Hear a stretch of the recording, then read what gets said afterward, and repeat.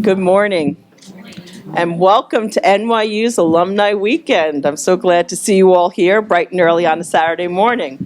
My name is Noreen Brennan. I am the Chief Nursing Officer of New York City Health and Hospitals Metropolitan, and I serve as an advisor on the Meyers Alumni Association Board. On behalf of the entire board, I would like to welcome alumni, parents, students, faculty, and guests to this lecture. Every day, the college is advancing nursing in an era of tremendous change in healthcare. Nurse educators have the exciting opportunity to influence the next generation of nurses who will provide safe, high-quality, and culturally sensitive care and practice confidently, interprofessionally amongst a collaborative team. Our faculty experts will be sharing innovative and creative strategies being used in the classroom in NYU Meyers during their discussion entitled Nursing Reimagined: Innovations in Nursing Education, Scholarship, and Practice. It is my pleasure to introduce you to the moderator and panelist. Today, our moderator is Linda Herman. She is a clinical assistant professor. Dr. Herman is a nurse practitioner with expertise in gerontology and neuroscience. Her research explores innovative pedagogy using virtual reality and mixed reality to teach pathophysiology and advanced nurse practitioner courses in acute care and aging. Please join me in welcoming Dr. Herman. Our next presenter is Sandy Kao, clinical assistant professor. Dr. Kao is a board-certified family nurse practitioner. She strives to bridge the gap in social determinants of health and global health education in nursing. Her research interests focus on social determinants of health and improving access and overall health outcomes for African American patients. Please welcome Dr. Kao.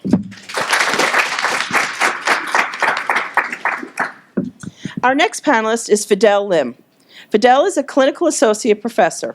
Dr. Lim is a critical care nurse and concurrently, since 1996, has been a faculty member at NYU Meyers. His work as a nurse educator in a magnet-designated hospital provides sustainable staff-focused educational support. He is particularly interested in bridging the gaps in nurse engagement and practice excellence. Please join me in welcoming Dr. Lim. And last, but certainly not least, is Natalia Paslinski. She is the Executive Director of Simulation and Learning. Dr. Paslinski is involved in all day-to-day operations of the Clinical Simulation Learning Center, including working with faculty on the development, implementation, and evaluation of over 115 simulation sessions a week. She trains and oversees over 50 adjunct faculty teaching simulations each semester. Please join me in welcoming Dr. Paslinski. At this time, I'd like to turn the program over to our moderator, Dr. Herman. I think I can go very far with this. So, good morning. It's nice to see so many of you here, some new faces and some familiar faces.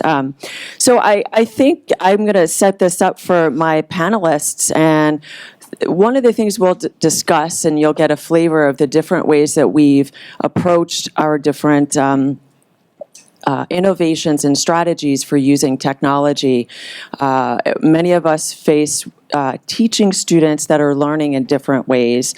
I'm approaching an age where I feel like I can tell a difference between the generation after me and how they're learning, and they're using their mobile devices. When I was a nurse, I'm still a nurse, but learning how to be a nurse, there were pockets full of books and different things you were writing down constantly, and now it's literally at your fingertips. So how do we address that, and what happens in terms of the shortened attention span and the dynamic performance that we all have to give in the setting of what appear to be larger and larger audiences in our classrooms? I teach a graduate level pathophysiology course, and it had times over 200 students in the classroom. So I realize that many of us, when we go to staff meetings or board meetings or what have you, we lose our focus after 10, 15 minutes. So imagine teaching an hour and a half, and there's, you're trying to provide an engaging lecture. So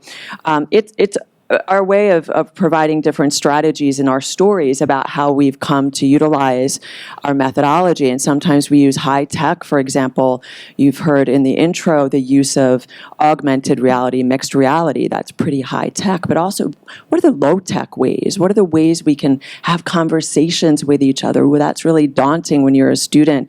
I don't want to talk to anybody. I was that student, and I'm sure many of us might to some extent still be that way, where you're really a little bit bashful, but the exchange of ideas, the critical thinking that's imperative in what we do as nurses is oftentimes reinforced with those communications with our colleagues, because none of us work in silos.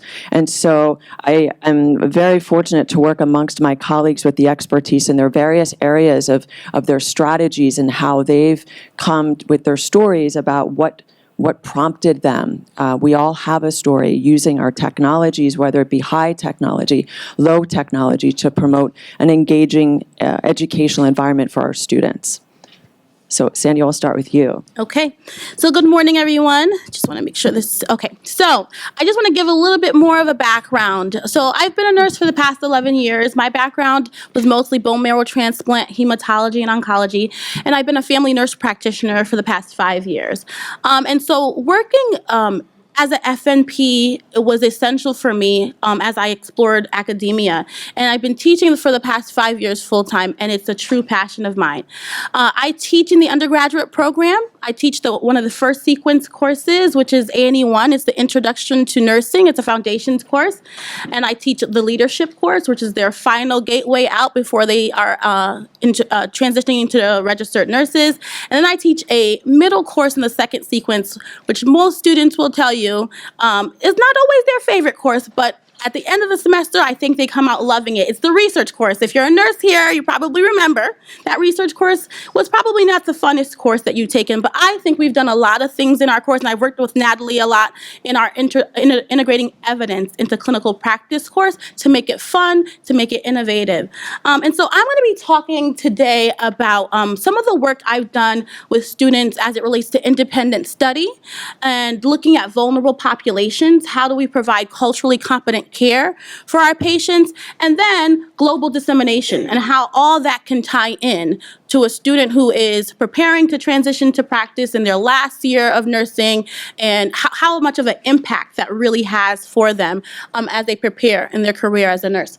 I thought we had pictures, but they do, right? Oh, here they are. Okay, so here's a few things I just wanted to show. I'm going to be talking about one of my students, Caitlin Wheeler. Last semester, or 2 semesters ago, we got the opportunity to travel to Czech Republic and Prague to present her work on looking at transgender birth care. And so I want to be able to talk to you a little bit about that. So I want to go back and talk about this integrating evidence into clinical practice course. Again, this is a research course that students have to take in their second sequence, and it's really looking at how do we find the best evidence to improve quality of care for our patients. So students have to develop a PICO question. I don't know if some of you are familiar with the PICO format. So they're looking at a specific population, looking at an intervention, looking at some comparisons and outcomes, and how do we improve care for our patients. In that course, in the past several semesters, I've been teaching it for 4 semesters, we've done some pretty innovative things. We are introducing simulation theater, and so we've used drama and looked at using Phantom of the ER, actually, is one of the things we just did. So we use a lot of the arts to try to introduce topics. So Phantom of the Opera, is a play on Broadway. So we do a lot of Broadway shows, actually, in our class. And we looked at Phantom of the ER and looking at cardiovascular care and patients who are at risk for MIs, and how do we capture those patients based on their gender and their race and ethnicity. And so we did this in collaboration with the Simulation Center. We had students and actors go into the Simulation Center. We had someone dressed up as the Phantom, because the Phantom is the presentation of an MI, which sometimes can be a little misleading. If you're a woman, it may be GI symptoms. If you're an older man, it may be chest pain. And so we had different actors present what a patient with a MI might look like, and that was really fun. Recently, we did Long Live the King, and that looked at The Lion King on Broadway, and we were looking at acuities and cares for patients who are decelerating in the medical surgical unit, and looking at how do we capture patients who are declining and appropriately assigning care for them. And then we've done the Avengers Endgames with different students. We've done Mean Nurses, the musical, which we just did this past week with my students back there in leadership, looking at Mean Girls and how to combat incivility and lateral violence. And so I think I say all that to say is when we're introducing these topics that are traditionally not as fun, right? Traditionally, the students are like, well, I don't know what I'm going to use this for. What I find is that when we pique their interests with things that are contemporary, things that they're used to, things that they kind of see in everyday life, it really opens up the gateway for them to really appreciate what we're doing. And so I start off with seeing these students in the second sequence, and towards their last sequence, they have an opportunity to do an independent study. And what I love about independent studies, it really piques students' intellectual curiosity. It provides them a mechanism to focus on a problem, an identified gap in the literature that they haven't had the opportunity to do while they were in the program. So I had a student a couple semester ago, Caitlin, who wanted to look at transgender pregnancy and birth practices and what the impacts are for patients. And so we started off looking at our PICO question. We identified some gaps in the literature, and what we found was that there wasn't a ton of literature on this topic to begin with. So we looked at this from what is the state of the science on care for transgender individuals who are giving birth. And so we were able to take this project from just a concept, a thought, a passion of hers, and really translate it and looking at what are the gaps and what are things that we can do to improve care for these patients in this population. So her recommendations included curricular changes and dissemination locally in the local hospital settings, talking to physician partners, interdisciplinary collaboration, midwives, nurses, on how we can provide culturally appropriate and sensitive care for individuals who are assigned a female. They're assigned a female at birth, and they transition into wanting to be a male. So if some of you were not sure what that was, and so I encourage my students to, when they pick a topic, they're very passionate about it, to really be able to explore it to an unlimited level. And so I initially tell them, take your topic. We can submit it for a paper if you'd like. We can submit it for a poster presentation. The sky is the limit. And our students this semester, their topics were wonderful. Another student of mine looked at post-Liberian conflict in adolescent youth. And so I was actually traveling to Czech Republic as part of a PhD program that I'm doing at the European Transcultural Nursing Society. So they submitted their abstracts, and they were both able to present their projects and topics. And Caitlin's project was really important because it could sometimes be taboo, right? Outside of our bubble of New York City, people are not always talking about these issues for these populations. And so what I liked about this is it really had her explore the topic from a global perspective, and she was able to apply some of the findings that that she conducted during her research in the program and apply it globally. And there were a lot of people who were interested in the topic. She was able to collaborate with a few individuals, potentially have some speaking engagement at other conferences, and she now is interested in really taking this to the next level, considering going back to school, exploring this through her capstone project, either as a nurse practitioner or possibly doing a doctoral program. And I think what was really important here is we are able to identify these gaps. We're able to look at our students and find areas where they're really passionate about. They're really wanting to explore this in a more in-depth way, and we're able to give them the platform to really disseminate this information wherever they can. And so I'm working with a few students now who are doing HIGIS projects, which are their senior year projects in independent studies. They're looking to publish these studies. They're looking to present them at local and national conferences. So I think it's really important in our program that we continue to foster this innovation, this independence and autonomy, this perpetual curiosity to want to be able to translate research and evidence into practice, and really try to capture those vulnerable patients who really don't always have a voice. It's our responsibility to be their voice. So thank you.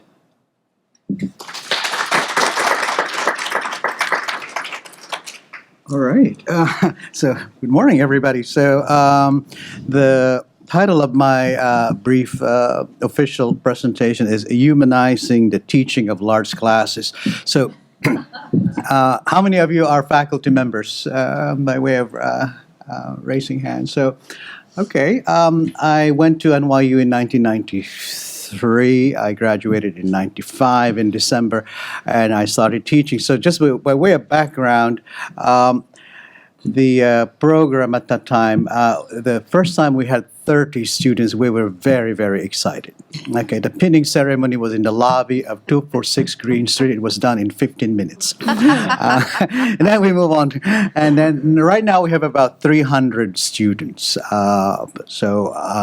That's in the fall admit, and spring's about 150 or so. So the trend of expanding and contracting number of students is a monster on its own. It has a lot of challenges and opportunities. So this is a thing that's evolving. It's not just in nursing, it's everywhere. At Yale, there's a class that has about 1,500 students, right? I think something about happiness.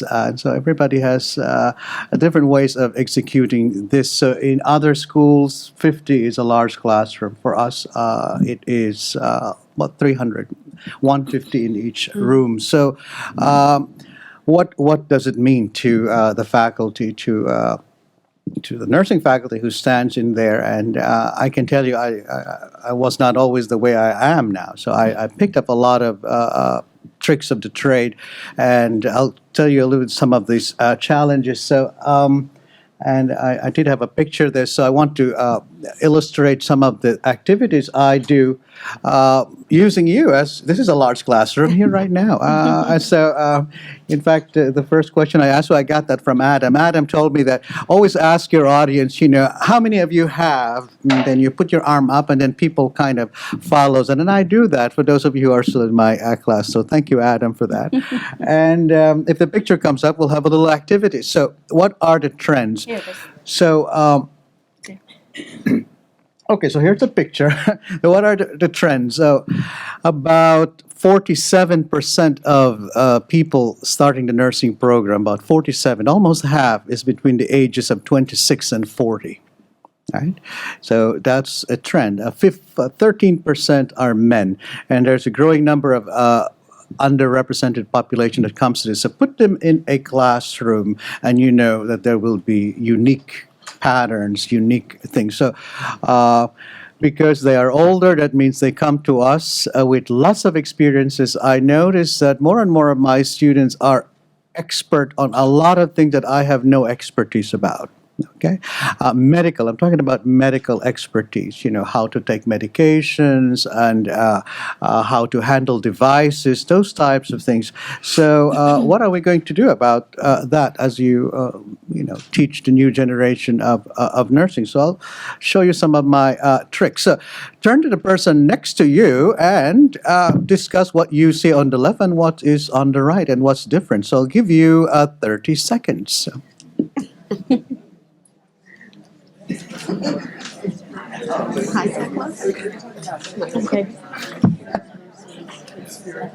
The hats, right? The hats. So they all when you were in school. Looks like everybody in the left was No, we had just to wear white pants. But no, you had the dress. Oh. Okay, so I would like to hear from you. What do you see in this picture? So, what's striking? What's the difference? And how does this affect large classrooms? So, this is probably from the 50s. This is probably a large classroom at the time. What's striking for you? And what's the same as now? Susan? Susan was my classmate. And so is Noreen. Well, to me, of course, I belong to this group. I wore this nursing uniform back then. We have live specimen, subject and patient to take care over there. I have to catch up with technology because I'm still in the practice.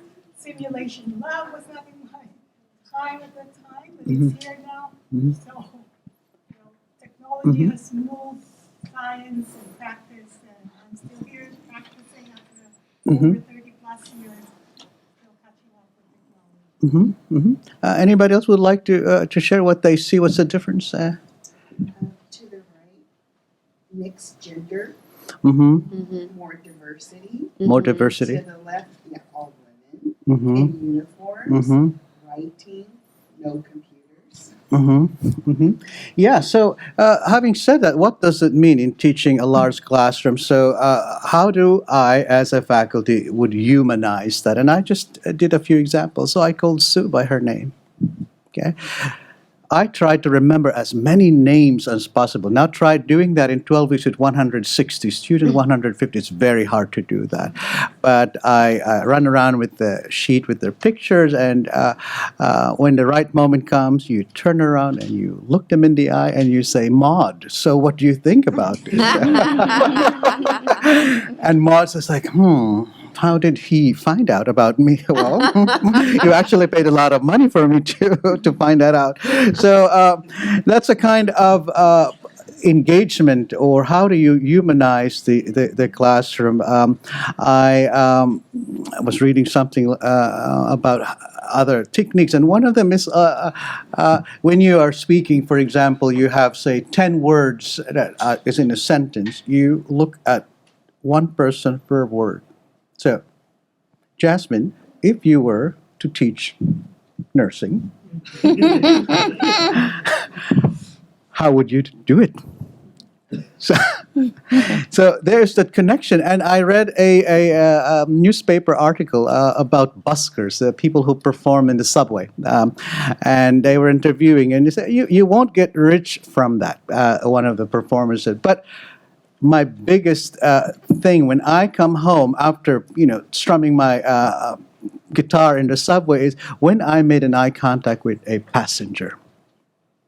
That makes that person's day. So what does it mean as a teacher? Yeah, you walk around, you make eye contact, you be as close physically with them as possible. So right now this is a barrier because I'm sitting here, but because I'm being recorded. So, but otherwise I would be over there. So when we are in close proximity, it becomes a conversation, not a calling out. So because I'm calling you out from the back. Right, so that requires a bit of physical manipulation. So you could see our classrooms at Meyers. We turn around with the seats, and you can, interact with your classmates, and you can accomplish that with environmental things. So the other thing that I do to humanize the teaching, is to tell stories. All right. Stories we carry all the time. And I can tell you, because I went to school here, I remember so many of my faculty told a lot of stories. One of them was John Phillips, if you remember John Phillips.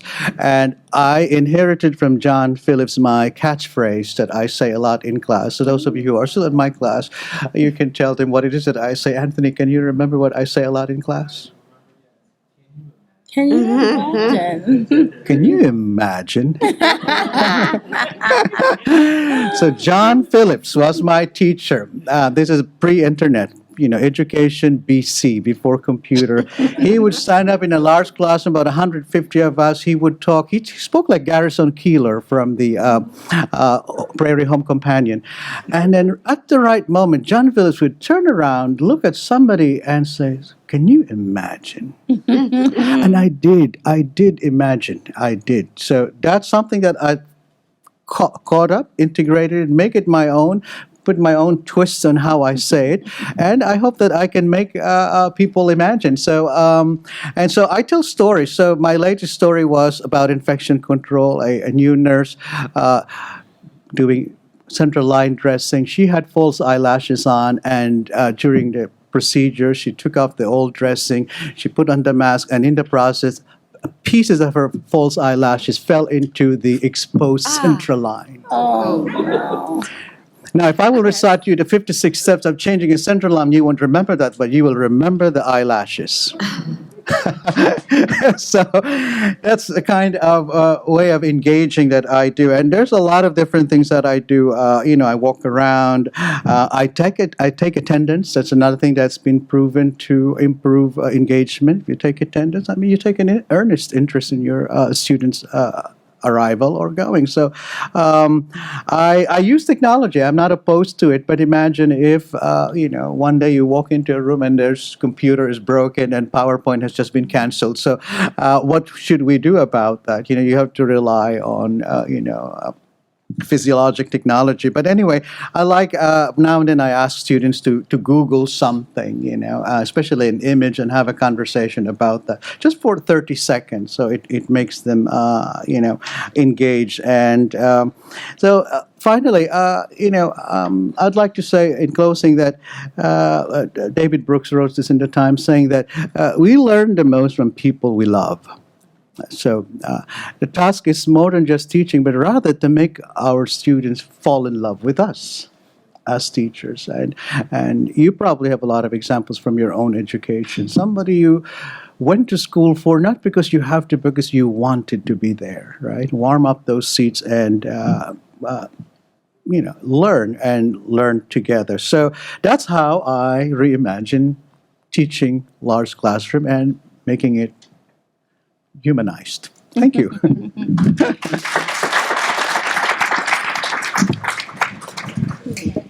Good morning, everybody, and thanks for joining us today. I'm Natalie Pasklinski, and just a little bit more of my background. I'm an adult acute care nurse practitioner, and I'm also a certified healthcare simulation educator. And so I'm the executive director of our simulation center that we are extremely proud of. So I just want to give you a couple of stats before I jump in. As mentioned previously, yes, we run over 115 simulations a week. And how do we do that? With lots of help. So we have 10,000 square feet of space and 35 rooms. Our center operates 5 days a week from 7:30 till about 9, 10 o'clock at night because our graduate simulations are in the evening.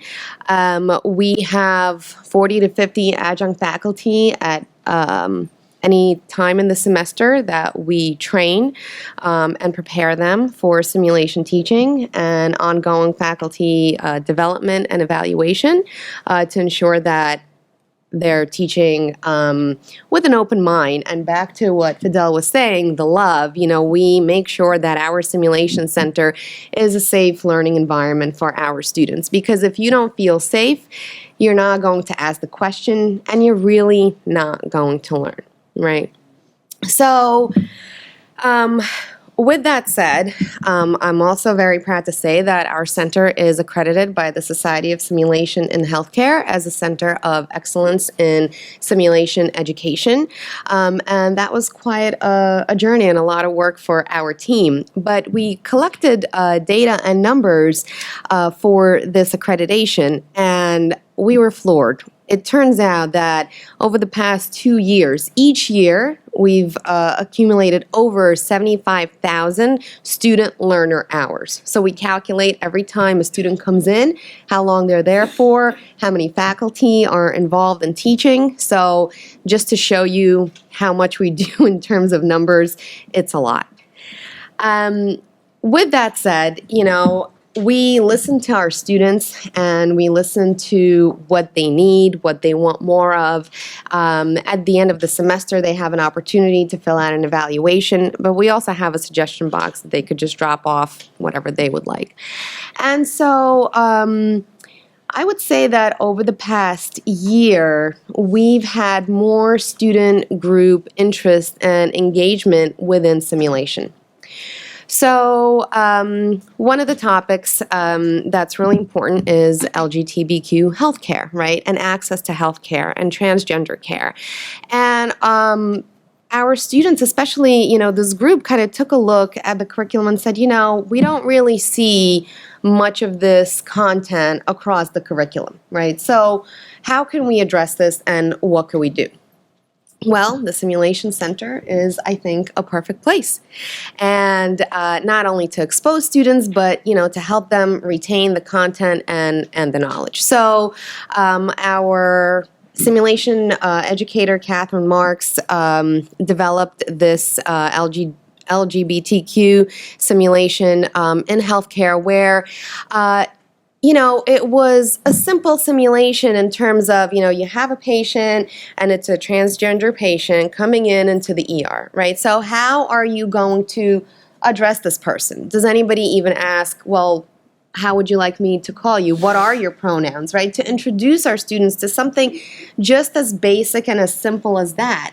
And if you're not consistently trained or practicing it, it's not going to be a part of your everyday practice. And so we started with that, and students helped us pilot, and we went through a bunch of dry runs of the simulation, and we edited and added things, to make it more clear, and so other students could be more involved. But it was a patient coming into the ED, and it was how this patient felt in terms of safety. Would they stay to be evaluated, or would they walk out? So if the patient felt threatened, or if somebody kept on mispronouncing the pronoun or calling them the incorrect pronoun, right, because what they see may not be matched with the pronoun that they would like to be called. And what do you do in that situation, right? Do you correct yourself right there on the spot, And all these issues kind of arise. Well, you need to apologize and you correct yourself. And what do we do if we see this happening to our coworker in the workplace, right? And these are all real issues that the students and nurses face every single day.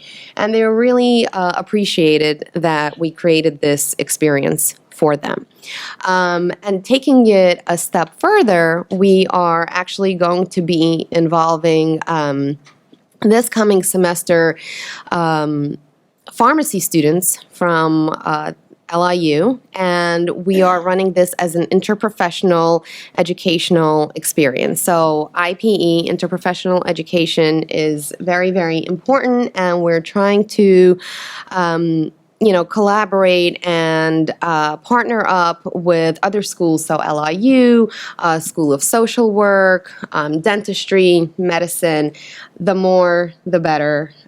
Yes, it's difficult to get everybody in the same room at the same time with everybody's busy schedules, but we're really striving to do that and move that forward. So this semester, we're actually going to do this with our pharmacy students to add another layer of medication, right? So if somebody is on hormones, do you ask?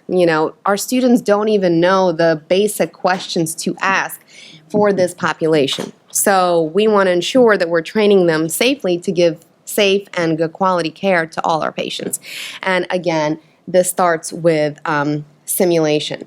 And I just want to show you a picture. So this looks very, very different than Fidel's picture or Sandy's picture, where we're on the opposite side of the spectrum, where we're very high tech. Okay. And I'll just show you. So the picture on your left, you see there's an instructor in the control room with an actual simulation in progress. And you just see from the monitors within that control room how much technology is involved, right? So this instructor has to not only be able to manage the technology and transition the simulation accordingly, but really paying attention to what the students are saying, how they're performing, and being the patient's voice and intervening appropriately and at the correct time, right? Because if the instructor gets carried away with, oh, this button doesn't work, and then they're not responding to a student, what happens is the simulation can just totally go a different way. The students will call a code or a rapid response team. That's not how the simulation should be going. And it's just something that we have to be mindful of. So there's a lot when you're thinking about simulation and technology. We even have, if you see over there on the medication card, a little camera coming up so that we can see from the control room how our students are calculating their meds, what they're doing, what they're writing, so that we can see their critical thinking on paper and play out. And again, we have in our sim center, all our equipment is real that you would see in the clinical setting. All our medications are fake, and we barcode every single pill that we have in the sim center because we have scanners. So again, it's what do you do in practice? We want to prepare the next generation of nurses for safe, effective, high-quality care for our patients. And the Simulation Center really is a wonderful tool and gives us access to be able to do so. And one other thing, so Sandy was talking about how, in the research course, we work together to create all these experiences for the students, and they love it. And this is what they remember. And then they do imagine. They do imagine because it's evident on their surveys back. They enjoy this experience, and they can connect the dots and relate it. The other thing that I wanted to mention is we are working very closely with all faculty, graduate and undergraduate faculty, to create high-quality simulation experiences. But again, training in the technology portion, there's something always new coming out. And my job is to make sure, okay, we're not just going to add this technology, but to really think it through and say, is this going to be useful? How are we going to use it? One example that I'll give is in summer of 2020, the plan is to integrate simulated Epic as our electronic health record system. So Epic is an electronic health record that very large institutions use. NYU Langone uses that, and because all of our medical surgical rotations are done within the NYU Langone health system, we want to be able to train our nurses so that they have more time at the bedside, so they're not fumbling with the computer. And again, we will train them within the Sim Center with this technology so they can translate it at the bedside with their patients. And the same thing, with our medical pumps. We have interoperability between the electronic health record and the medication pump. So in terms of technology, I think the sky is the limit, and there's always something new coming out and in development. And we just have to evaluate it and say, is this appropriate for our students? How is this going to help our students? And apply it. And Linda was talking about VR and AR in the pathophysiology graduate course, and we're also looking at VR for our undergraduate students in terms of how do we help them tighten their critical thinking skills, because our job is not to teach them how to insert an IV or draw blood, so nothing technical really, because they will learn this on the job after doing this over and over and over again. But our job is to prepare students to think critically, to assess the patients, to safely care for them, and to ensure that the patients have good outcomes. And critical thinking through simulation pedagogy, debriefing, and all the technology that we have, I think will definitely set them on the right path. Thank you.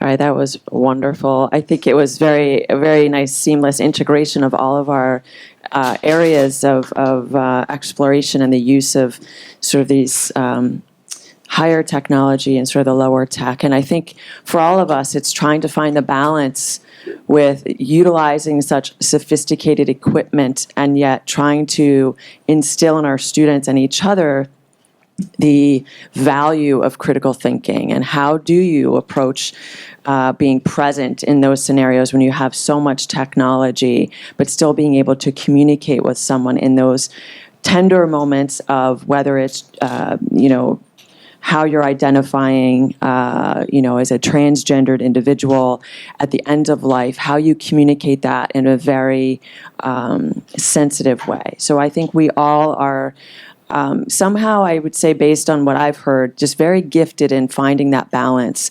But it is something that we're always attuned to as educators and as ourselves providers, finding that balance. So I think we do have questions, or I'm not sure how far I can go with this. Oh, I can go pretty far. So if there are questions, I definitely like to roam around the room, which is tricky sometimes. But if anyone has questions, we'll certainly take the card if you have a card.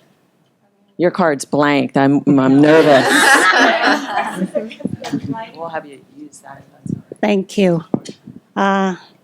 Thank you for all your presentations. Yes, our education have moved to a higher and quality standards of learning and practice. I'm still in the practice, again, to the many. I don't know, I'm not looking at everyone, but I have 36 plus years in nursing. Fidel, same, I guess. So my thought is like the simulation, right? So I wasn't there in the simulation. I do precept and mentor students.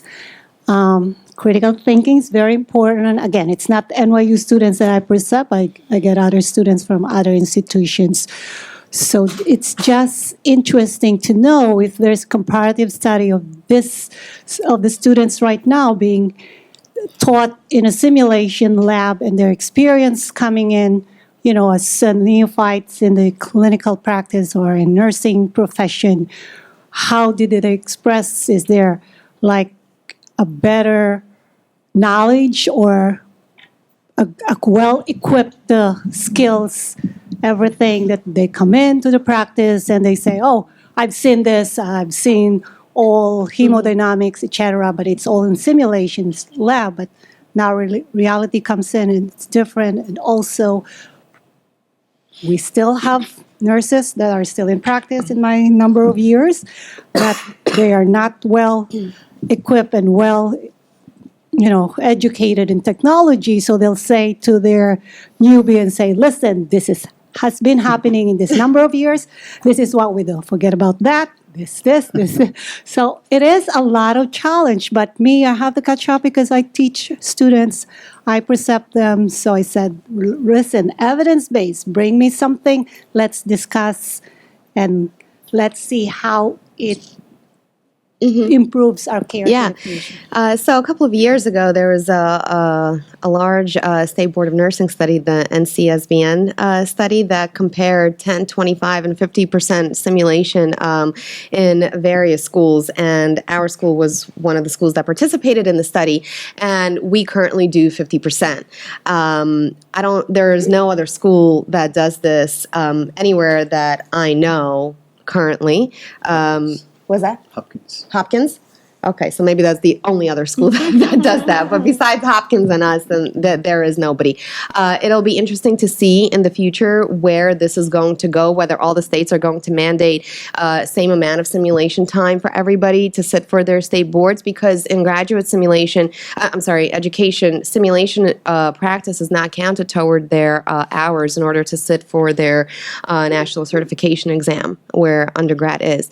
But to go back there, that study showed that students with having simulation under their belt, they did feel more comfortable taking care of patients. They weren't as afraid. They were able to relate their knowledge on a situation. So, if they had a sim about, heart failure and the patient came in with, an acute heart failure, they would say, oh, yes, I remember what we did. Let's sit them up and, give them oxygen if they're short of breath, at least, step 1 and 2, right?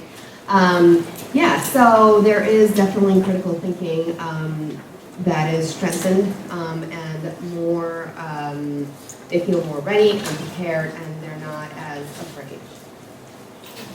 But definitely more research needs to be done on these topics to continue. Absolutely. I've got some hot questions for you. It's going to be provocative.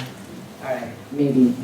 So the first one, these are all great questions. The first one I won't just cover because it's related to EPIC. It was a great question because I was thinking of that as you were talking about it.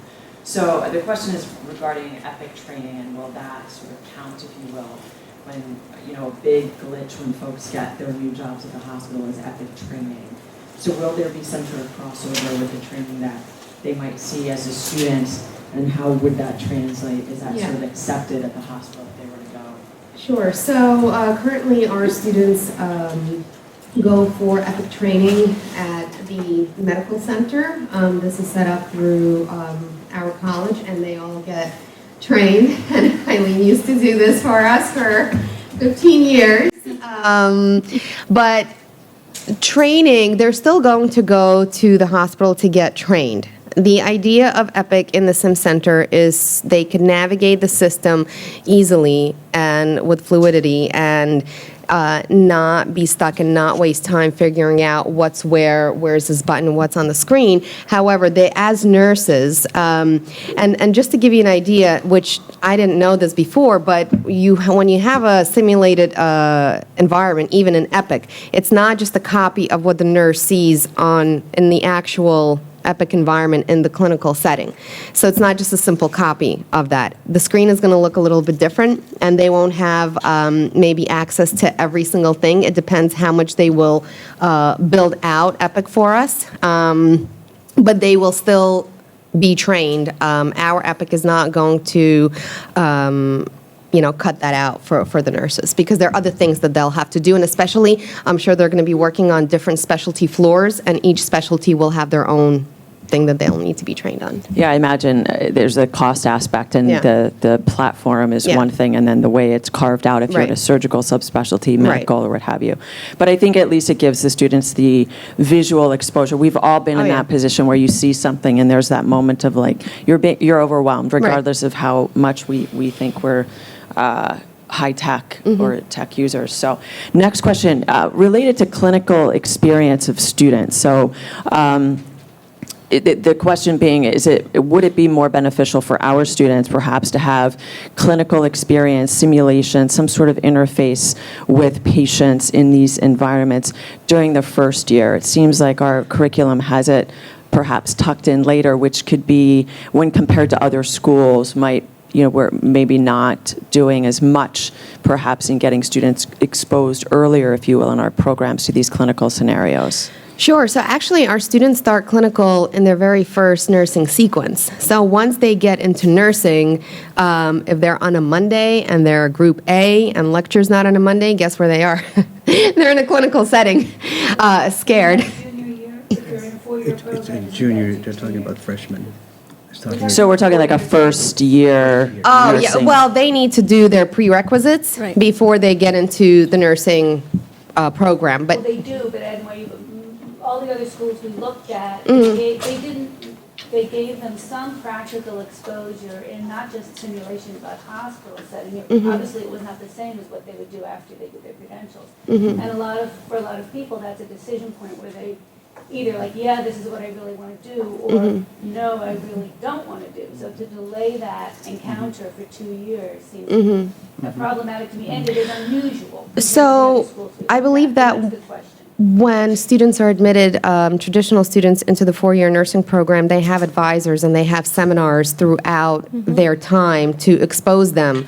I'm not sure if they, do like a field trip and take them somewhere, but I know that I come in and I speak for them as a lecturer, and I'm sure they have others who come in and, present the information as well. But it's an ongoing relationship with nursing. I know that a lot of our students on their own go and work as nurses' aides because they want to expose themselves, but we currently don't have something like an official program set up for that.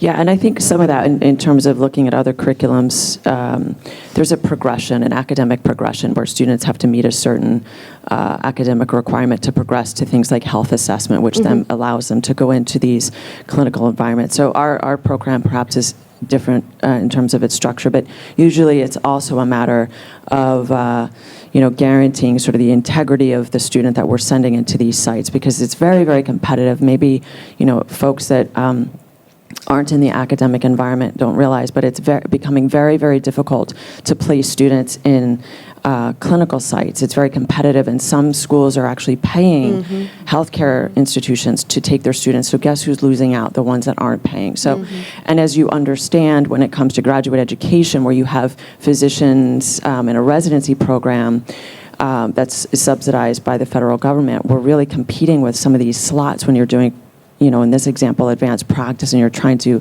compete with that. So, I mean, that's a separate discussion, but I did want to add that a lot of that relates to academic progression and how we have it structured here. There is a question just about an example of using, and Natalie, you can certainly contribute to this as well, using augmented reality and virtual reality. So the setting that I'm using it, space is really tight in New York. I used to live in Arizona. You had a lot of space. Could see for miles. So New York is very interesting in a number of ways, but space being one of them, and that we don't actually currently have an anatomy and physiology lab. So I'm going to make one, right? So I'm going to use a smaller space, and I'm going to make that space come to you. So we're going to put our goggles on. We'll have 2 goggles. And so whether we're looking at a patient or an anatomic structure of a human body, you and I can work together and say, we don't understand on this flat piece of paper, how does the blood flow work with the lungs? I get it, I read it, I don't understand how it's a dynamic process. So we're going to pull the skin off. Not literally, but with the goggles, we can peel the skin away, we can pull the muscle away, and we can look at the lungs and we can see how oxygenated, deoxygenated blood works through and perfuses the rest of the body.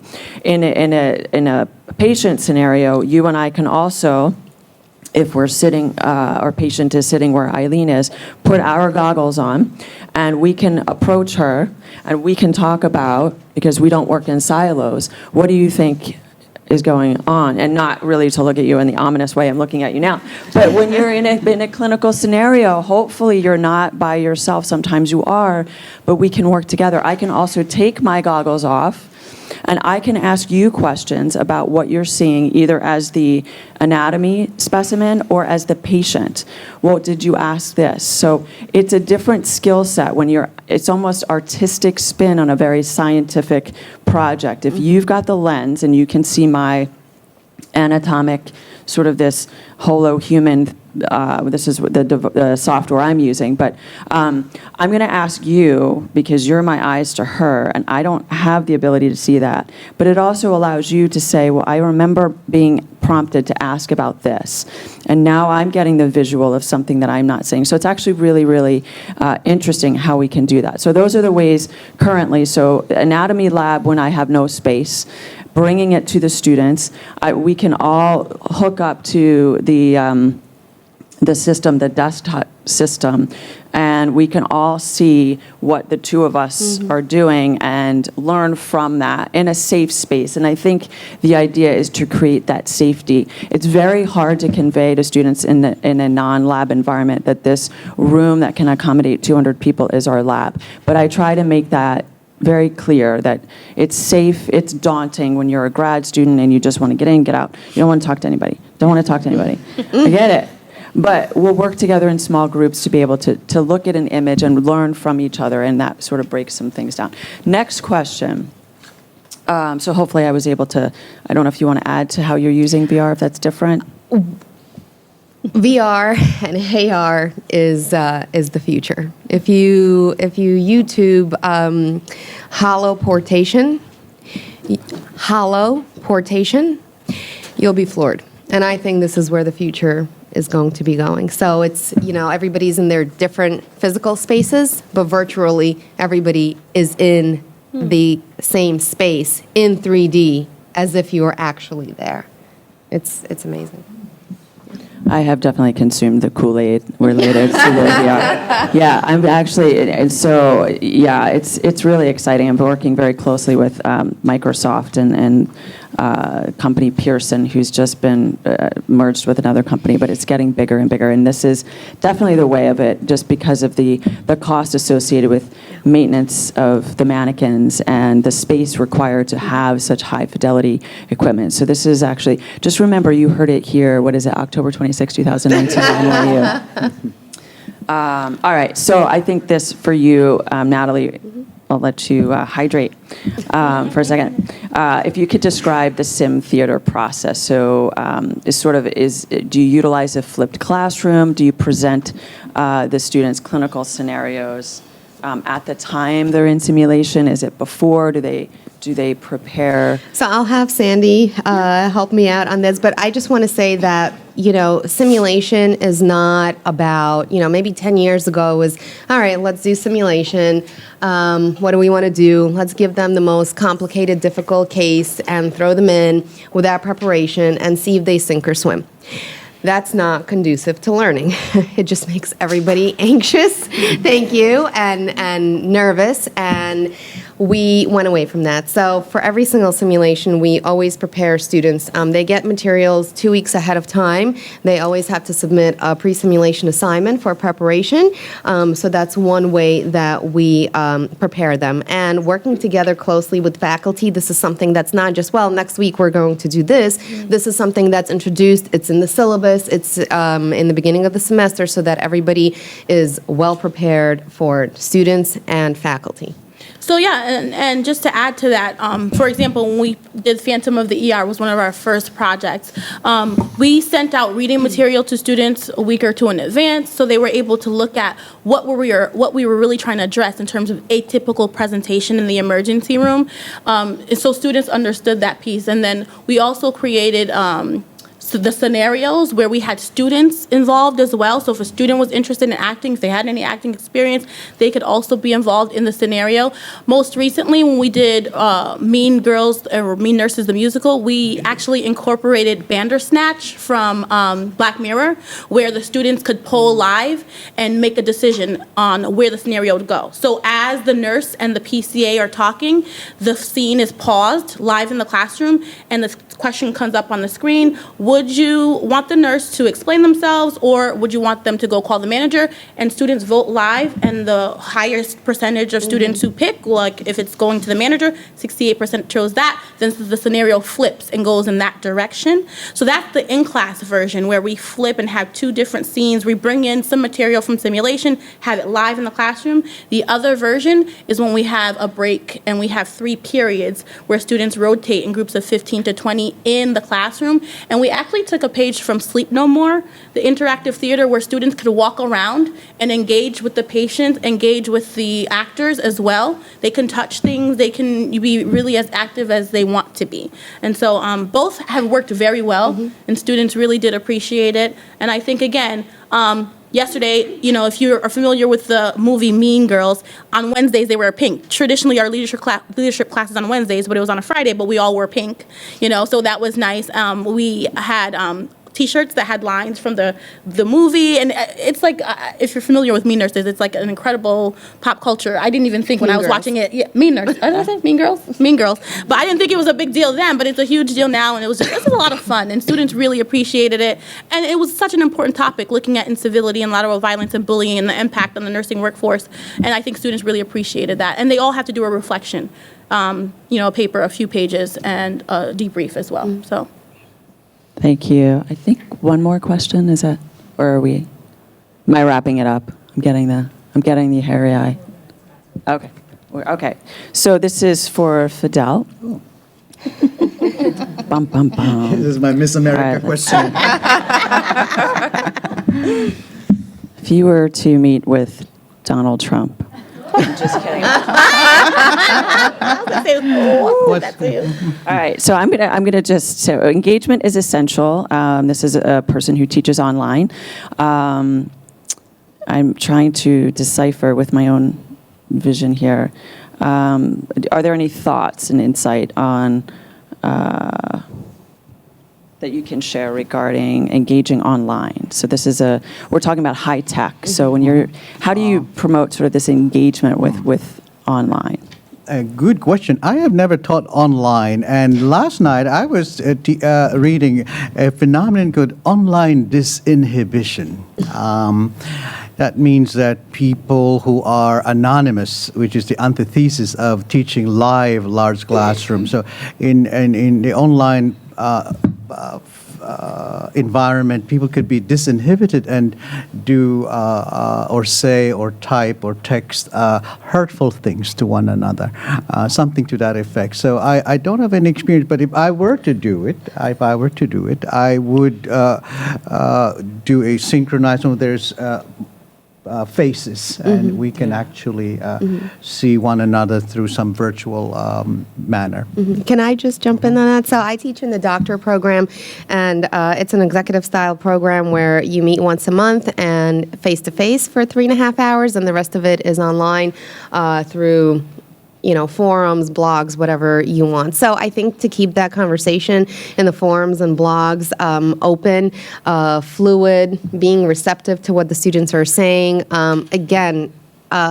ensuring that all their questions can be posted and are appropriate and answering them in a way. And, back to what you said, I think that not being face-to-face with somebody, it's easy to write something or make a comment, right? Well, it's just written, I don't see them, I don't have to deal with it. So we have to be, I think, teaching online even more careful and more thoughtful about what we write and what we say to our students, because I think that goes a long way. But staying engaged through the platform, having video conference, WebEx, FaceTime, whatever it is, I think is a good strategy as well. I'm a little old-fashioned, so I think that there's a place for the technology, but what is, I think, irreplaceable is the spirit of the communion of people. So if I were to nurse, and I can say I know how to calibrate my hemodynamic tubings. I know where the direction the bedpan goes. But when you have eyes to lock on to, when you're about to do something, there is a change in your behavior. So when I was illustrating somebody how to put an IV, so right before I insert that needle, I look in the patient's face and back again to that needle and see, and back again to see how that person responds. It made me a better nurse. I don't think I could do that in a electronic format, because that's where the communion of the spirit of the nursing and the patient care. So I like technology. I mean, I like, toilet that flush in one go, those types of things. But I think there's lots of wonderful things that are lost when there is maybe, over-dependence or over-reliance on certain aspects of doing certain things. Wonderful. Thank you so much. And I think we didn't get to the last question, but I think for the sake of time, we can wrap up, and we're all available if you have some questions. But thank you very much for a very interactive, very informative